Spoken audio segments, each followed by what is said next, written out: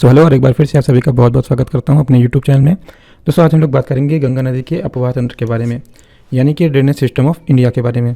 तो जो गंगा नदी है और उसकी जो सहायक नदियां हैं, इन सारी नदियों के बारे में हम लोग आज डिटेल में चर्चा करेंगे और ये जानेंगे कि किस जगह पे आकर कौन सी नदी गंगा नदी से मिलती है और उनके बारे में क्या क्या तथ्य हैं, यानी कि कहाँ पर कौन सा डैम है और कौन सी नदी की क्या विशेषता है। और साथ ही इस चीज़ के बारे में भी बात करेंगे कि स्टूडेंट इस टॉपिक में क्यों कन्फ्यूज होते हैं और उनको ये क्यों समझ में नहीं आता कि इस टॉपिक के बारे में कैसे पढ़ाई करें और कहाँ से शुरुआत करें। तो आज हम लोग इस बारे में बात करेंगे और साथ ही मैं आपको इसमें एक बहुत ही बेहतरीन ट्रिक बताऊंगा इन सारी चीज़ों को याद रखने का, यानी कि जो नदियों से संबंधित तथ्य हैं और उन लोकेशन को कैसे याद रखा जाए उस चीज़ के बारे में भी मैं आपको वीडियो के एंड में ज़रूर बताऊंगा।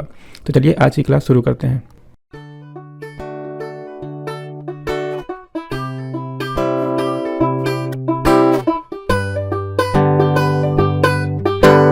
तो आज का टॉपिक डाल दीजिए गंगा नदी अपवाह तंत्र।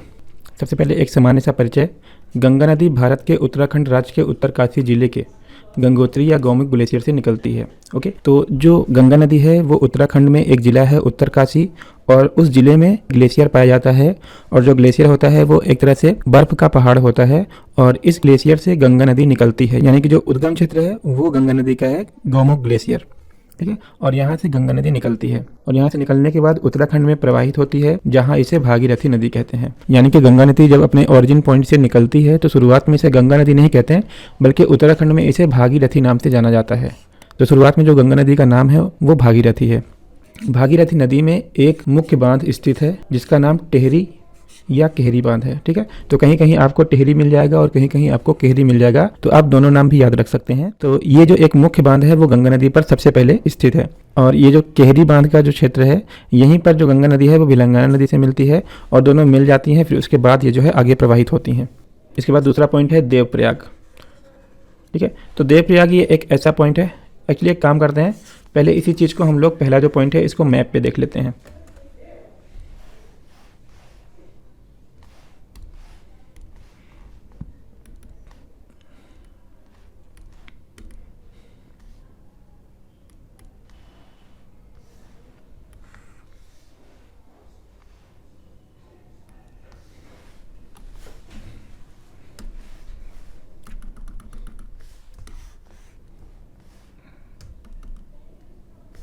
ओके, तो आप मैप में देख पा रहे होंगे कि ये वाला जो क्षेत्र है, मैं ब्लैक पेन से इसको पॉइंट करता हूँ, ये जो है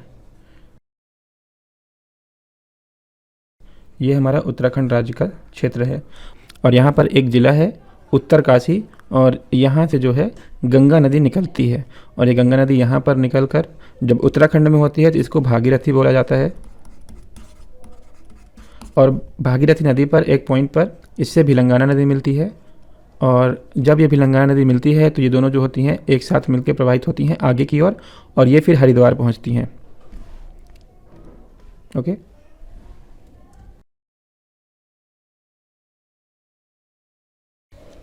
देवप्रयाग में गंगा नदी से अलकनंदा नदी मिलती है, जो गंगा की मुख्य सहायक नदी है। अलकनंदा नदी की 4 सहायक नदियां हैं, और ये 4 सहायक नदियां कौन सी हैं? सबसे पहली है धौली गंगा नदी, दूसरी है नंदाकिनी नदी, तीसरी पिंडाई नदी और चौथी है मंदाकिनी नदी। और ये जिस पॉइंट पर जाके गंगा नदी से मिलती हैं उसको बोला जाता है विष्णुप्रयाग, यानी कि धौली गंगा अलकनंदा नदी से किस पॉइंट मिलती है? विष्णुप्रयाग पे।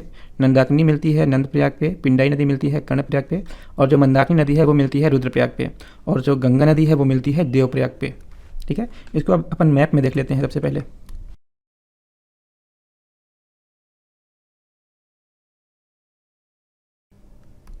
तो आप इस मैप पे ये जो रेड वाला पॉइंट देख रहे हैं ये पूरा, ओके, ये जो पॉइंट है पूरा ये कहलाता है गंगा नदी का क्षेत्र। ठीक है, यानी कि ये उत्तराखंड से लेके ये बांग्लादेश तक ये जो एरिया है ये गंगा नदी के प्रवाह क्षेत्र का एरिया है। और इसमें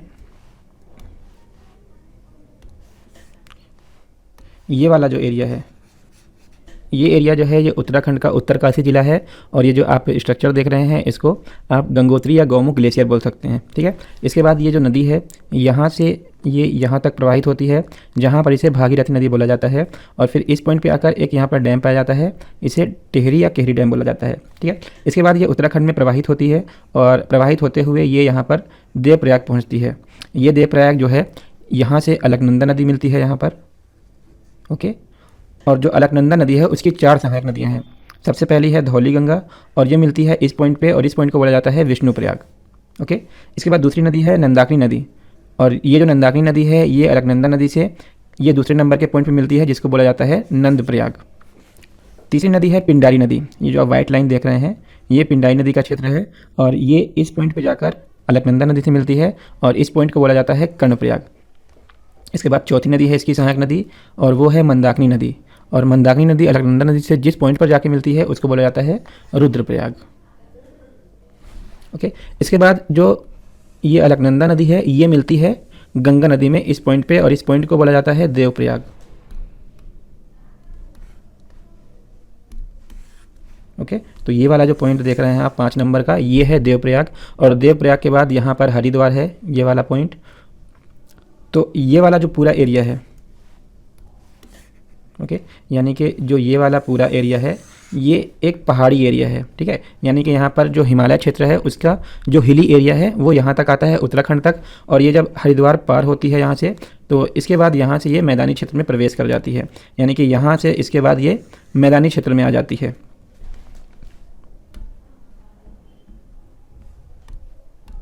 ओके। तो ये पॉइंट हो गए यहाँ तक के। इसके बाद देखिए मैंने आपको इसमें बताया है कि ठीक है, इसके बाद इसमें मैंने आपको टेहरी बांध और केहरी बांध बताया, यानी कि दोनों एक ही बांध है, इसको 2 नामों से जाना जाता है। तो इसके बारे में मैंने आपको वहाँ पे दिखा दिया मैप पे। इसके बाद है विलंगाना नदी, तो ये जो टेहरी बांध का क्षेत्र है वहीं पर गंगा नदी से विलंगाना नदी आकर मिलती है, और फिर वो दोनों आगे सामूहिक रूप से प्रवाहित होती हैं, और फिर ये दोनों जाके देवप्रयाग पर अलकनंदा नदी से मिलती हैं। ठीक है, देवप्रयाग पर जो है तो देवप्रयाग पे अलकनंदा नदी मिलती है गंगा नदी से, और ये जो 5 प्रयाग हैं ये वाले प्रयाग, ओके, तो ये जो 5 प्रयाग हैं इनको सामूहिक रूप से पंच प्रयाग भी बोला जाता है। ठीक है, यानी कि जो देवप्रयाग, रुद्रप्रयाग, कर्णप्रयाग, नंदप्रयाग और विष्णु प्रयाग हैं ये 5 प्रयाग सामूहिक रूप से पंच प्रयाग के नाम से जाने जाते हैं, और इसका हिंदू मैथोलॉजी में काफ़ी महत्व है। ठीक है, इसके बाद यहाँ से ये नदी आगे बढ़ती है और हरिद्वार पहुँचती है। हरिद्वार के बाद ये पहाड़ी क्षेत्र को छोड़कर प्रवेश करती है मैदानी क्षेत्र में, और उत्तर प्रदेश के कन्नौज पहुँचती है। कन्नौज में यहाँ पर अगर मैं थोड़ा कुछ जूम करके दिखाऊँ, ओके, तो ये है रामगंगा नदी, ओके, और ये है उत्तराखंड के नेपाल सीमा से प्रवाहित होती है, और यहाँ से ये प्रवाहित होते हुए कन्नौज में गंगा नदी से मिल जाती है, और इसका नाम है रामगंगा नदी। ठीक है, देखिए इसके बाद गंगा नदी हरिद्वार होते हुए उत्तर प्रदेश में प्रवेश करती है, जहाँ ये पहाड़ी इलाकों को छोड़कर मैदानी भाग में प्रवेश करती है। उत्तर प्रदेश के कन्नौज में गंगा में रामगंगा नदी, ओके, तो उत्तर प्रदेश के कन्नौज में गंगा में रामगंगा नदी मिलती है। ठीक है, तो हमने देखा कि उत्तर प्रदेश में जो कन्नौज का क्षेत्र है वहाँ पर गंगा नदी से रामगंगा नदी आके मिलती है, यानी कि जो रामगंगा नदी है वो गंगा की एक सहायक नदी बन जाती है कन्नौज में आके। इसके बाद है उत्तर प्रदेश में ही प्रयागराज में गंगा नदी की सबसे लंबी सहायक नदी यमुना नदी मिलती है। अब इसको देख लेते हैं थोड़ा सा। तो ओके, ये देखिए ये वाला जो एरिया है, ये जो आप नीली लाइन देख रहे हैं, ये जो है यमुना नदी के प्रवाह का क्षेत्र है। ठीक है, यानी कि जो आप पूरी ये पीली लाइन देख रहे हैं ये यमुना नदी का क्षेत्र है, और इस लाइन में यमुना नदी प्रवाहित होती है। और बात करें इसके सोर्स की, तो ये भी उत्तराखंड से निकलती है, और उत्तराखंड में एक ग्लेशियर यानी कि हिमनद पाया जाता है जिसको बदरपूछ या बंदरपूछ ग्लेशियर बोला जाता है। ठीक है, तो यहाँ पर ये जो नदी है ये यमुना नदी कहलाती है, और इसकी भी कुछ सहायक नदियाँ हैं, जैसे कि यहाँ पर देखें तो सबसे पहले इसकी सहायक नदी है चंबल नदी। ठीक है, और ये जो चंबल नदी है ये जनापाऊ पहाड़ी से निकलती है जो मध्य प्रदेश के इंदौर क्षेत्र में है। इसके बाद इस चंबल नदी की भी एक छोटी सी सहायक नदी है, और इस नदी को बोला जाता है, थोड़ा जूम करके दिखाता हूँ मैं आपको, और इस नदी को बोला जाता है क्षिप्रा नदी। ठीक है, यानी कि जो आप ये रेड लाइन देख रहे हैं छोटी सी, ये क्षिप्रा नदी है, और ये जाकर चंबल नदी में मिल जाती है। ठीक है, तो यहाँ से ये निकलती है कारकीबाड़ी पहाड़ी से, ये भी मध्य प्रदेश के इंदौर क्षेत्र में है। तो ये दोनों जो पहाड़ियाँ हैं, जनापाऊ पहाड़ी और कारकीबाड़ी पहाड़ी, ये दोनों मध्य प्रदेश के इंदौर में हैं, और ये जो क्षिप्रा नदी है ये चंबल नदी में जाके आगे मिल जाती है। इसके बाद बात करें यमुना की दूसरी सहायक नदी की, तो वो है बेतवा नदी। ठीक है, तो हालांकि इसकी और भी सहायक नदियां हैं, बट थोड़ा यहाँ पे जो मुख्य नदियां हैं उनको हम लोग देखने वाले हैं। तो ये जो बेतवा नदी है ये भी मध्य प्रदेश से प्रवाहित होती है, और इसका जो क्षेत्र है ये विंध्याचल पर्वत से निकलती है। और ये विंध्याचल पर्वत कहाँ पर है, तो ये जो क्षेत्र है ये मध्य प्रदेश के विदिशा क्षेत्र में आता है, वहीं से बेतवा नदी निकलती है और जाकर हमीरपुर यूपी में यमुना नदी से मिल जाती है, और जो चंबल नदी है वो इटावा में मिलती है। जो उत्तर प्रदेश का इटावा ज़िला है वहाँ पर चंबल नदी यमुना से मिल जाती है। इसके बाद इसी में एक तीसरी नदी है, और ये जो है ये केन नदी है, और ये यहाँ से निकलती है, और ये जाके जो बांदा का यूपी क्षेत्र है वहाँ पर मिल जाती है यमुना नदी से। बात करें इसके ओरिजिन की, तो ये कैमूर पर्वत से निकलती है, जो कि मध्य प्रदेश के कटनी में है। ठीक है, तो ये जो यमुना नदी है ये प्रवाहित होते हुए यहाँ पर उत्तर प्रदेश का जो प्रयागराज क्षेत्र है, ठीक है, ये लिखा हुआ है प्रयागराज। तो ये जो प्रयागराज क्षेत्र है, यहाँ पर यमुना नदी जो है वो गंगा नदी से मिलती है, और यहाँ पर ये दोनों जो है फिर वो सामूहिक रूप से प्रवाहित होते हुए आगे बढ़ती हैं इस रूट पे। ओके, इसके बाद देखिए जब ये नदी जो यहाँ पे मिल जाती है, ठीक है, तो थोड़ा यमुना नदी के बारे में जान लेते हैं, थोड़ा सा बेसिक सी चीज़ें। यमुना नदी उत्तराखंड के बदरपूछ यानी कि बंदरपूछ या बदरपूछ, जो नाम चाहे आप वो याद रख सकते हैं, नामक ग्लेशियर से निकलती है। यानी कि ये नदी जो भी है उत्तराखंड से ही निकलती है, और इसकी जो मुख्य सहायक नदियां हैं वो है चंबल नदी, बेतवा नदी और केन नदी। ठीक है, तो ये इसकी 3 मुख्य सहायक नदियां हैं। इसके बारे में मैंने बताया आपको कि ये कहाँ से ओरिजिन यानी कि उद्गम क्षेत्र इनका क्या है। ठीक है, तो जो चंबल नदी है वो जनापाऊ पहाड़ी इंदौर मध्य प्रदेश से निकलती है। बेतवा नदी विंध्याचल पहाड़ी विदिशा मध्य प्रदेश से निकलती है, और जो केन नदी है ये कैमूर पर्वत और ये जो मध्य प्रदेश का कटनी जिला है वहाँ से निकलती है। ठीक है, बात करें इनके मुहाने कहाँ पे बनते हैं, तो जो चंबल नदी है वो जाके यमुना नदी से मिलती है इटावा उत्तर प्रदेश में। जो चंबल नदी है वो जाके मिलती है हमीरपुर, ये इटावा काट दीजिए आप लोग, हमीरपुर उत्तर प्रदेश में। ठीक है, इसके बाद जो केन नदी है ये मिलती है बांदा, यहाँ पे भी इटावा काट दीजिए, उत्तर प्रदेश में। ठीक है, तो ये जो है यमुना के कुछ मुख्य सहायक नदियाँ हैं। ओके, इसके बाद उत्तर प्रदेश के गाजीपुर में गंगा नदी से गोमती नदी मिलती है। अब देखिए जब ये जो प्रयागराज वाला क्षेत्र था, ओके, ये जो प्रयागराज वाला क्षेत्र था जहाँ पर गंगा से यमुना नदी आके मिलती है, ठीक है, यहाँ पर यमुना नदी मिल जाती है किससे, गंगा नदी से, और यहाँ से जब ये आगे बढ़ती है तो आगे जाकर गाजीपुर में गंगा नदी से गोमती नदी मिलती है। ठीक है, तो गोमती नदी जो है वो भी गंगा की एक सहायक नदी है, और जो गंगा से उत्तर प्रदेश के गाजीपुर जिले में मिलती है। ठीक है, तो ये पॉइंट भी आप लोग याद रखिएगा। इसके बाद है बिहार के छपरा में गंगा से घाघरा नदी मिलती है। अब जो बिहार का छपरा जिला है वहाँ पर जो घाघरा नदी है वो आकर गंगा में मिल जाती है, और ये जो घाघरा नदी है वो जो है 2 नदियों के मिलने से बनती है। और ये नदियाँ कौन सी हैं, ये शारदा नदी और सरयू नदी है। यानी कि मान लीजिए ये गंगा नदी प्रवाहित हो रही है, एक मिनट इसको क्लीन कर देते हैं। ओके, तो फॉर एग्जांपल मान लेते हैं कि ये जो है ये गंगा नदी प्रवाहित हो रही है, और यहाँ पर इससे ये येलो कलर में आके घाघरा नदी आके मिल जाती है। लेकिन ये जो घाघरा नदी है ये 2 जलधाराओं का यानी कि 2 नदियों के मिलने से बनती है, जिसमें से एक है ये शारदा नदी और दूसरी है सरयू नदी। ठीक है, तो ये जो सरयू नदी है ये इस एरिया में प्रवाहित होते हुए यहाँ पर आती है, और जो शारदा नदी है वो इससे इस पॉइंट पे मिलती है, और ये दोनों जो हैं ये सामूहिक रूप से ये पूरा एरिया जो है ये वाला ये कहलाता है घाघरा नदी। तो ये जो है यहाँ से यहाँ तक सरयू नदी कहलाती है, और ये नदी यहाँ से यहाँ तक शारदा नदी कहलाती है, और इसके बाद जब दोनों मिलती हैं तो फिर ये घाघरा नदी का निर्माण करती है। ओके, अब इसको मैप में देख लेते हैं सबसे पहले एक बार। तो आप यहाँ पर देखेंगे अगर, तो ये जो है उत्तर प्रदेश का पीलभीत क्षेत्र है। ठीक है, और ये जो पीलभीत क्षेत्र है यहाँ से निकलती है गोमती नदी, और ये जाके मिल जाती है गंगा नदी में उत्तर प्रदेश के गाजीपुर ज़िले में। ठीक है, तो जो उत्तर प्रदेश का गाजीपुर वाला क्षेत्र है वहाँ पर गंगा नदी से गोमती नदी आके मिलती है, और जो गोमती नदी है वो भी गंगा की यहाँ पे सहायक नदी बन जाती है। इसके बाद ये है घाघरा नदी, और ये मिलती है छपरा में। ठीक है, जो बिहार का छपरा वाला क्षेत्र है वहाँ पर गंगा नदी से घाघरा नदी आके मिलती है, और जो घाघरा नदी है वो 2 नदियों का संगम है, यानी कि एक शारदा और एक सरयू नदी। तो ये वाली जो लाइन देख रहे हैं आप लोग, ये वाली ये शारदा नदी है और ये वाली सरयू नदी है। ठीक है, यानी कि जो ये वाली लाइन है ये सरयू नदी की है और ये शारदा नदी की है, और ये जो दोनों ही नदियां हैं ये नेपाल से निकलती हैं, और नेपाल से फिर बिहार में प्रवेश करती हैं, और बिहार में आकर ये गंगा नदी से मिल जाती हैं छपरा वाले क्षेत्र में। देन इसके बाद ये छपरा वाले क्षेत्र से आगे बढ़ते हुए, इसको थोड़ा कम कर लेते हैं। देन इसके बाद ये बिहार के छपरा क्षेत्र से आगे बढ़ते हुए बिहार में एक सोनपुर वाला क्षेत्र है। यहाँ सोनपुर में इससे गंडक नदी आके मिलती है गंगा नदी से। ठीक है, तो ये वाली जो नदी है ये गंडक नदी है, और ये गंगा नदी से आके मिलती है सोनपुर में। ठीक है। लेकिन जो सोनपुर और छपरा के बीच का क्षेत्र है, यहाँ पर एक और नदी है।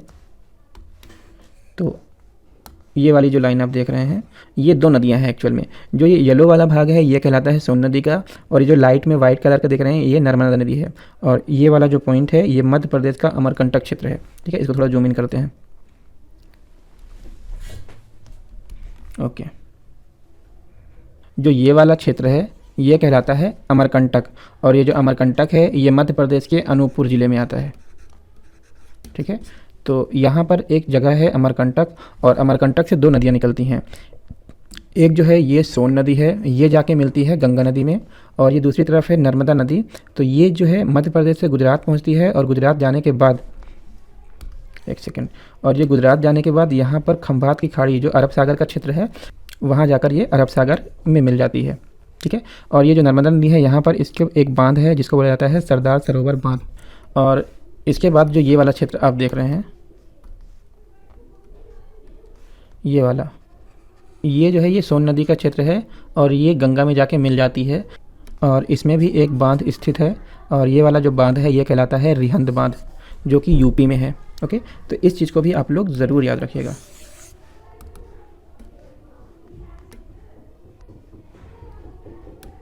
ओके, तो सोनपुर बिहार में गंगा नदी से गंडक नदी मिलती है, और जो छपरा और सोनपुर के बीच का क्षेत्र है वहाँ पर मध्य प्रदेश के अनूपपुर के अमरकंटक क्षेत्र से सोन नदी और नर्मदा नदी निकलती है। जो कि सोन नदी है वो जाके यूपी में गंगा नदी से मिल जाती है ना, यूपी में जाकर ये गंगा नदी से मिल जाती है।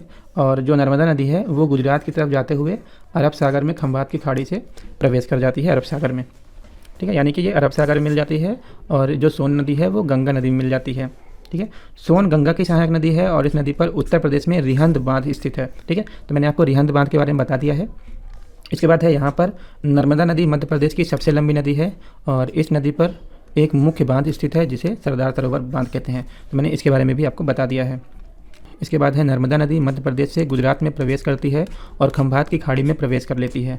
यानी कि जो मध्य प्रदेश से नर्मदा नदी निकलती है वो फिर गुजरात में प्रवेश करती है, और उसके बाद खंभात की खाड़ी में अरब सागर में प्रवेश कर जाती है। इसके बाद है सोनपुर के बाद कुर्सेला में गंगा से कोसी नदी मिलती है। ठीक है, यानी कि सोनपुर के बाद जो गंगा नदी है वो प्रवाहित होते हुए कुर्सेला पहुंचती है, और ये जो कुर्सेला है ये भी बिहार में है ना, ये जो कुर्सेला क्षेत्र है ये भी बिहार में ही है। और इस कुर्सेला क्षेत्र में जो है गंगा नदी में आके कोसी नदी मिल जाती है, और ये जो कोसी नदी है ये तीन नदियों के सामूहिक स्वरूप होता है। यानी कि जो कोसी नदी है वो तीन नदियों के जो जल हैं उससे मिलने के बाद ये बनती है कोसी नदी। और अगर हम इसे गंगा नदी मान लें तो इस प्रकार से आके कोसी नदी जो है गंगा नदी में मिल जाती है ऐसे। यानी कि ये एक पहली नदी हो गई, ये दूसरी नदी हो गई, और ये तीसरी नदी हो गई। तो ये जो तीनों नदियां हैं ये मिल के कोसी नदी का निर्माण करती हैं। ये है कोसी नदी, और ये जो तीनों नदियाँ हैं इसका नाम है अरुण कोसी, ये है सन कोसी, और ये जो है तामुर कोसी है। ठीक है, कोसी नदी तीन नदियों अरुण कोसी, सन कोसी और तामुर कोसी, इनके जल धाराओं का मिश्रित स्वरूप है जो नेपाल से निकलती हैं। यानी कि ये जो तीनों नदियां हैं ये नेपाल से निकलती हैं, और ये फिर बिहार में प्रवेश करती हैं, और बिहार में आने के बाद इनको कोसी नदी बोला जाता है। और ये जो कोसी नदी है इसको बिहार का शोक भी बोला जाता है, और ऐसा इसलिए क्योंकि इस नदी के कारण बिहार में बहुत ज़्यादा बाढ़ वाली स्थिति उत्पन्न होती है, जिससे वहाँ पर काफ़ी हानि होती है। तो कोसी नदी के बारे में एक फैक्ट और अगर आप लिखना चाहें तो कोसी नदी को बिहार का शोक कहा जाता है। तो ये वाला पॉइंट भी आप ऐड कर सकते हैं इसमें। ठीक है, अब इसी चीज़ को हम लोग मैप में देखते हैं।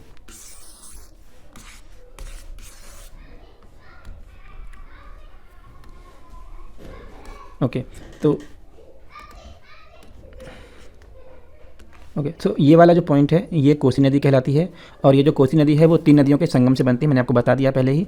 ये जो है ये पहली है अरुण कोसी, इसके बाद ये दूसरी है सन कोसी, और ये जो तीसरी है ये है तमूर कोसी। और ये जो तीनों ही नदियां हैं ये नेपाल से निकलती हैं, और नेपाल से निकलने के बाद जब ये बिहार में प्रवेश करती हैं तो इन तीनों नदियों के जो एक स्वरूप बनता है उसको बोला जाता है कोसी नदी। ठीक है, तो ये कुर्सेला वाला क्षेत्र जो है यहाँ पर कोसी नदी आके गंगा से मिलती है। ठीक है, ये फिर इसके बाद कुर्सेला से आगे बढ़ती है और यहाँ पर गोदावरी घाट में ये जाके मिलती है महानंदा नदी से, यानी कि यहाँ पर जो महानंदा नदी है वो गंगा नदी से आके मिल जाती है और ये भी है एक गंगा की सहायक नदी बन जाती है। अब ये जो महानंदा नदी है ये जो है पश्चिम बंगाल में मुख्य रूप से बहती है और ये जो है ये पश्चिम बंगाल के दार्जिलिंग ज़िले में एक क्षेत्र है, दार्जिलिंग पहाड़ी यानी कि जो हिली एरिया है उस दार्जिलिंग पहाड़ी से निकलती है महानंदा नदी और ये महानंदा नदी बहते हुए गंगा नदी मिल जाती है ये गोदावरी घाट वाला जो क्षेत्र है यहाँ पर आके, ठीक है। और यहाँ पर इन दोनों क्षेत्रों के बीच में जो दुर्सेला है और जो गोदावरी घाट है इनके बीच में यहाँ पर एक बांध स्थित है और इसको बोला जाता है फरक्का बैराज बांध। ओके, तो ये वाला पॉइंट भी बहुत ही इंपॉर्टेंट है, इसको भी आप याद रखिएगा। पश्चिम बंगाल के गोदावरी घाट में गंगा से महानंदा नदी मिलती है जो पश्चिम बंगाल के दार्जिलिंग ज़िले के दार्जिलिंग पहाड़ी से निकलती है, ठीक है। तो जो पश्चिम बंगाल है वहाँ पर जो गोदावरी घाट वाला एरिया है वहाँ पर गंगा नदी में महानंदा नदी आके मिल जाती है और ये जो महानंदा नदी है ये पश्चिम बंगाल के दार्जिलिंग पहाड़ी वाले क्षेत्र से निकलती है। तो ये जो दार्जिलिंग पहाड़ी वाला क्षेत्र है यहाँ से महानंदा नदी निकलती है और वो गोदावरी घाट में पहुँचने के बाद गंगा नदी में समा जाती है। इसके बाद कुर्सेला और गोदावरी घाट इन दोनों के बीच गंगा नदी में फरक्का बैराज नामक बांध स्थित है। तो जो फरक्का बांध है वो गंगा नदी में ही स्थित है। इसके बाद पश्चिम बंगाल में गंगा नदी एक अलग धारा का निर्माण करती है और इसे हुगली नदी कहते हैं, ठीक है। तो ये जो आप एक अलग धारा देख रहे हैं ये वाली, यहाँ से गंगा नदी बहते हुए ये एक अलग धारा का निर्माण करती है और ये पश्चिम बंगाल में ही प्रवाहित होती है और इसको बोला जाता है हुगली नदी, ठीक है। इसके बाद ये वाला जो ये क्षेत्र है ये कहलाता है पद्मा नदी का क्षेत्र, क्योंकि ये जो नदी है ये इसके बाद बांग्लादेश में प्रवेश कर जाती है और बांग्लादेश में गंगा नदी को पद्मा नदी कहा जाता है, ठीक है। फिर बांग्लादेश में इससे ब्रह्मपुत्र नदी आके मिलती है। ओके, तो ये जो ग्रीन लाइन देख रहे हैं ये ब्रह्मपुत्र नदी है और ये यहाँ पर आ जाती है और गंगा नदी में मिल जाती है, ठीक है। और इसके बाद जो यहाँ पर ये नदी बहना शुरू होती है इसको बोला जाता है मेघना नदी।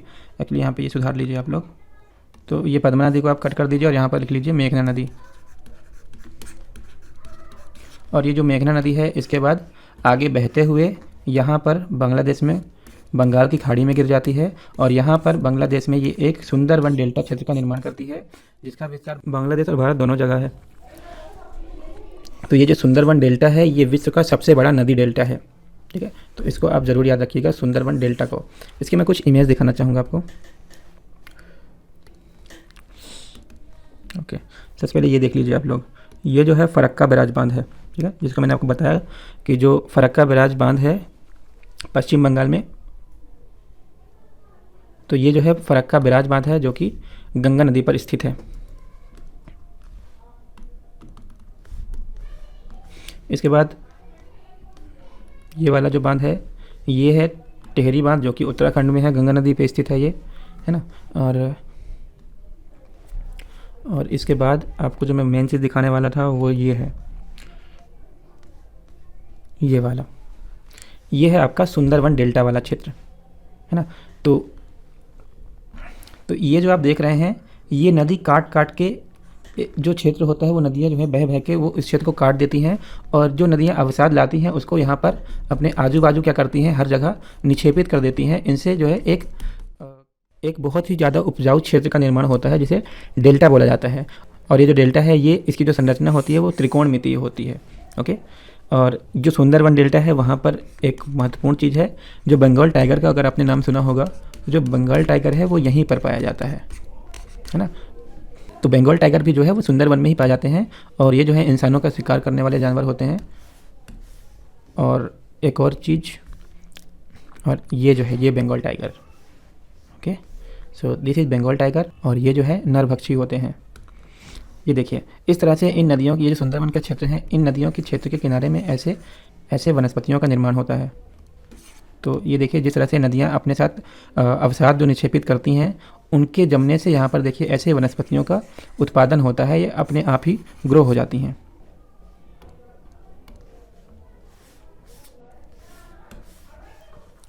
एक और इमेज है ये देखो, इस तरह से जो नदी है वो यहाँ पर कटने लगती हैं और बहुत सारे छोटे छोटे हिस्सों में बट के एक विशाल डेल्टा का निर्माण करती हैं। ये देख रहे हैं ना आप येलो लाइन, तो ये जो नदियों का क्षेत्र है ये आपस में कटने के बाद जो इन क्षेत्रों में है, अलग अलग क्षेत्रों में यहीं पर अपना जो अवसाद होता है वो निक्षेपित करती हैं और इससे एक बड़ा क्षेत्र जो है डेल्टा में परिवर्तित हो जाता है।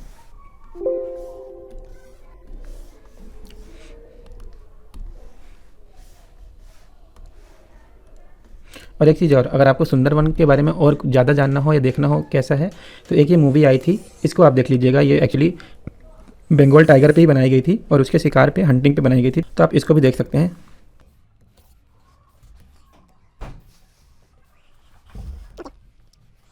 इसके बाद ये नेक्स्ट पॉइंट है, पश्चिम बंगाल में गंगा नदी एक अलग धारा का निर्माण करती है और इसे हुगली नदी कहते हैं। ओके, तो ये जो हुगली नदी है ये पश्चिम बंगाल में ही प्रवाहित होती है। ओके, और ये पश्चिम बंगाल की लोकल नदी है। इसके बाद गंगा नदी पश्चिम बंगाल से बांग्लादेश में प्रवेश करती है, जहाँ इसे पद्मा नदी कहा जाता है। ठीक है, मैंने ये भी चीज़ भी आपको बता दी है। बांग्लादेश में गंगा नदी ब्रह्मपुत्र नदी से मिलती है और इनकी संयुक्त धारा को मेघना नदी कहा जाता है और ये बंगाल की खाड़ी में गिर जाती है।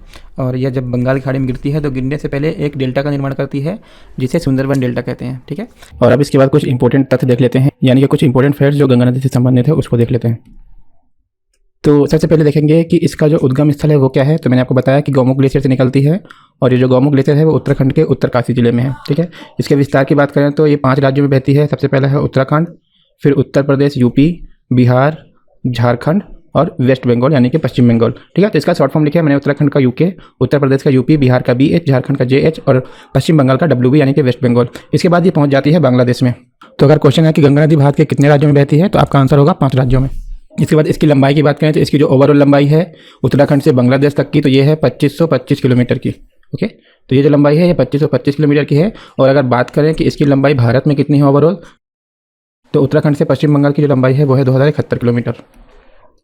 इसके बाद है इसका मुहाना। तो इसका जो मुहाना है वो बंगाल की खाड़ी में बांग्लादेश में बनता है और ये जो है भारत की राष्ट्रीय नदी भी कहलाती है। इसके बाद है गंगा नदी अपने मुहाने में बांग्लादेश में ब्रह्मपुत्र नदी के साथ मिलकर विश्व का सबसे बड़ा डेल्टा, और ये डेल्टा है इसके बारे में मैंने बताया आपको कि जो सुंदरवन डेल्टा है वो विश्व का सबसे बड़ा नदी डेल्टा है। देन इसके बाद है गंगा नदी भारत की सबसे बड़ी नदी है। तो जो लंबाई में अगर बात करें तो गंगा नदी है वो भारत की सबसे लंबी नदी है। उसकी जो लंबाई है वो टोटल है 2525 किलोमीटर और भारत में 2071 किलोमीटर है। इसके बाद है गंगा में बैक्टीरियोफेज। ओके, ये इंपॉर्टेंट पॉइंट है, इसको आप स्टार मार्क कर लीजिए। तो जो गंगा नदी है इसमें एक बैक्टीरिया पाया जाता है जिसका नाम है बैक्टीरियोफेज, और ये जो है एक वायरस होता है। ठीक है, तो ये जो बैक्टीरियोफेज वायरस है ये गंगा जल में पाया जाता है और इसी के कारण जो गंगा का जल है वो सदैव शुद्ध रहता है। ऐसा क्योंकि जो ये बैक्टीरिया यानी कि जो वायरस है ये जल में अन्य कीड़े मकोड़े हो या जो जल को विशुद्ध करने वाले तत्व होते हैं उनको खत्म कर देता है और इस प्रकार से गंगा नदी के जल को हमेशा शुद्ध रखता है। और यही कारण है कि गंगा नदी का जो जल है वो कभी भी खराब नहीं होता। इसके बाद है गंगा नदी में डॉल्फिन मछली पाई जाती है ना। तो जो गंगा नदी है उसमें डॉल्फिन मछली भी पाई जाती है। इसके बाद गंगा की सबसे लंबी सहायक नदी यमुना है और सबसे बड़ी सहायक नदी वो घाघरा नदी है। इसके बाद है गंगा नदी पर 2 मुख्य बांध स्थित हैं। ठीक है, यानी कि जो गंगा नदी पर स्थित है वो है टिहरी बांध और फरक्का बांध। और इसके अलावा हम लोगों ने 2 बांध और देखे थे, जो था एक था रिहंद बांध और दूसरा था सरदार सरोवर बांध। तो ये जो नदी ये जो रिहंद बांध है ये सोन नदी पे है और जो सरदार सरोवर बांध है ये है नर्मदा नदी पे। ओके, तो ये पॉइंट भी आप याद रखिएगा। तो ये थी इससे संबंधित जानकारी और उम्मीद करता हूँ आपको ये क्लास बहुत अच्छी लगी होगी। और अगर आपको वीडियो अच्छी लगी हो तो इस वीडियो को लाइक भी कीजिएगा। और एक चीज़ और बता दूँ कि ये सिर्फ पहली क्लास थी और इसके बाद हम लोग ब्रह्मपुत्र नदी, उसके बाद सिंधु नदी और उसके बाद जो भी भारत की लोकल नदियाँ हैं उन सब चीज़ों को हम लोग पढ़ेंगे एक एक करके। तो ये जस्ट बिगनिंग है और इसके बाद भी और क्लासेस अपडेट करता रहूँगा मैं, तो उनको भी आप ज़रूर देखिएगा। उसके लिए आप चैनल को सब्सक्राइब जरूर कर दीजिएगा। ठीक है, और अब हम लोग बात करेंगे कि किस तरह से इन सारी चीज़ों को याद रखा जाए। ठीक है, तो अभी मैंने आपको एक मैप दिखाया है।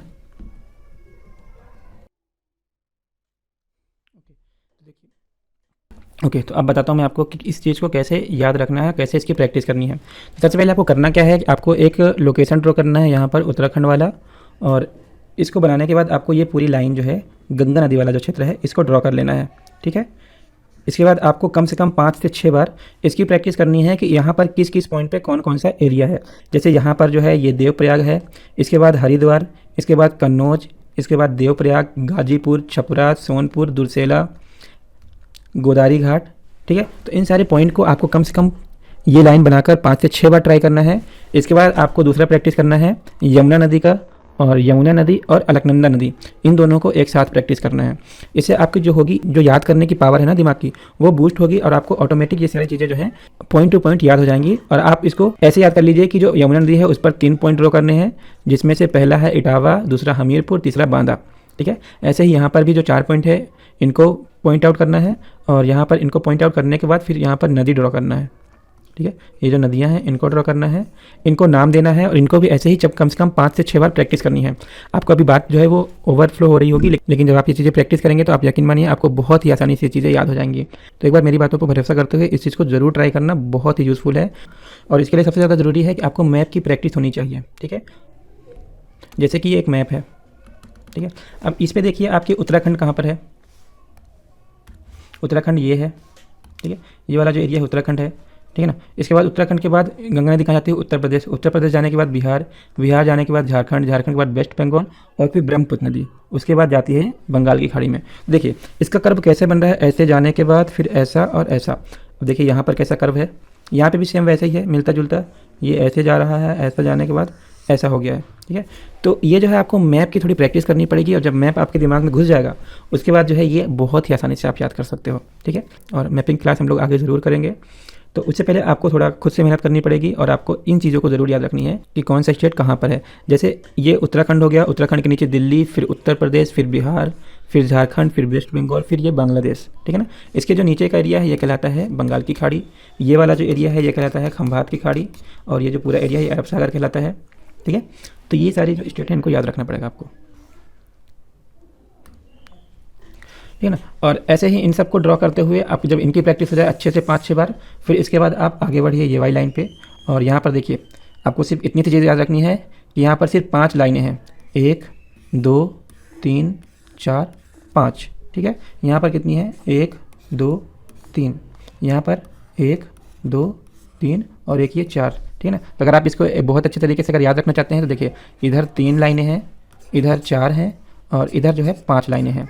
हालांकि यहाँ पर ब्रह्मपुत्र नदी एक और है लेकिन इसको आप छोड़ दीजिए क्योंकि ये ब्रह्मपुत्र नदी तो मैं अलग से करवाने वाला हूँ, ठीक है। तो इस तरह से भी आप याद रख सकते हैं इस चीज़ को।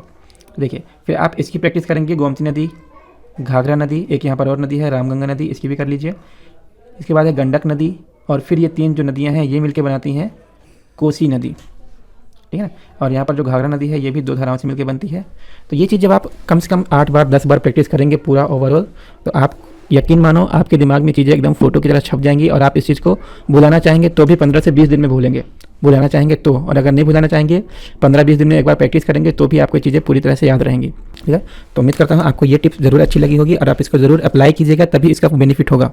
तो इस वीडियो में बस इतना ही, मिलते हैं अपनी अगली क्लास में एक नए टॉपिक के साथ जहाँ पर हम लोग बात करेंगे ब्रह्मपुत्र नदी के बारे में और उसका जो अपवाह तंत्र है, उसकी जो सहायक नदियाँ हैं उसके बारे में बात करेंगे। साथ ही अगर आपने पॉलिटी की क्लास नहीं देखी है तो पॉलिटी की प्लेलिस्ट बनी हुई है और उसमें पूरा पॉलिटी का कोर्स A to Z कराया गया है, तो आप उन वीडियोज़ को भी देखिए और उसका भी फ़ायदा उठाइए, ठीक है। और आपको वीडियो अच्छी लगती है तो अपने दोस्तों के साथ भी शेयर कर सकते हैं। वीडियो को लाइक, चैनल को सब्सक्राइब जरूर करिएगा। तो मिलते हैं अपनी अगली वीडियो में, तब तक के लिए गुड बाय।